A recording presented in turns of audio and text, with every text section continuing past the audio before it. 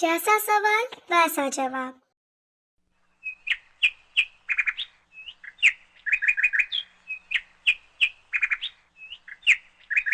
बादशाह अकबर अपने मंत्री बीरबल को बहुत पसंद करता था।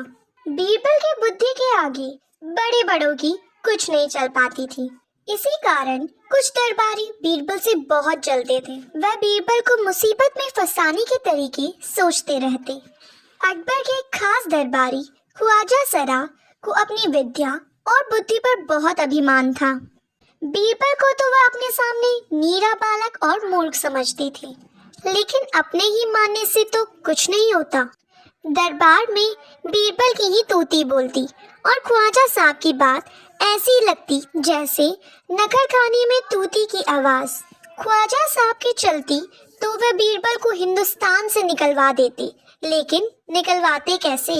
एक दिन ख्वाजा ने बीरबल को मूर्ख साबित करने के लिए बहुत सोच विचार कर कुछ मुश्किल प्रश्न सोच लिए। उन्हें विश्वास था कि बादशाह के उन प्रश्न को सुनकर बीरबल के चक्के फूट जाएंगे और वह लाख कोशिश करके भी संतुष्टजनक उत्तर नहीं दे पाएगा। फिर बादशाह मान लेगा कि ख्वाजा सरा के आगे बीरबल कुछ नहीं है। ख्वाजा साहब अचकन पगड़ी पहनकर दाढ़ी सहलाते हुए अकबर के पास पहुँचे और सिर झुकाकर बोले, बीरबल बड़ा बुद्धिमान बनता है। आप भी उसी की लंबी चौड़ी बातें के धोखे में आ जाते हैं। मैं चाहता हूँ कि आप मेरे 3 सवालों के जवाब पूछकर उसके दिमाग की गहराई नाप लें। उस नकली अकल बहादुर की कलाई खुल जाएगी। ख्वाजा के अनुरोध करने पर अकबर ने बीरबल को बुलाया और उनसे कहा, बीरबल परम ज्ञानी ख्वाजा साहब तुमसे 3 प्रश्न पूछना चाहते हैं, क्या तुम उनके उत्तर दे सकोगे? यह बात सुनकर बीरबल बोले, जहांपना जरूर दूंगा, खुशी से पूछे।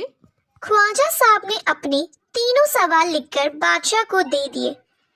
अकबर ने बीरबल से ख्वाजा का पहला प्रश्न पूछा, संसार का केंद्र कहाँ है?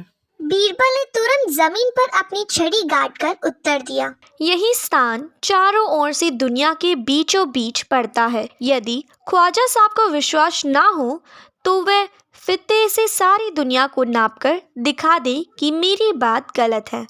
अकबर ने दूसरा प्रश्न किया, आकाश में कितने तारे हैं? बीरबल ने एक भेंट मंगवाकर कहा, इस भेड़ के शरीर में जितने बाल हैं उतने ही तारे आसमान में हैं। यदि ख्वाजा साहब को इसमें संदेह हो तो वह बालों को गिनकर तारों की संख्या से तुलना कर ले।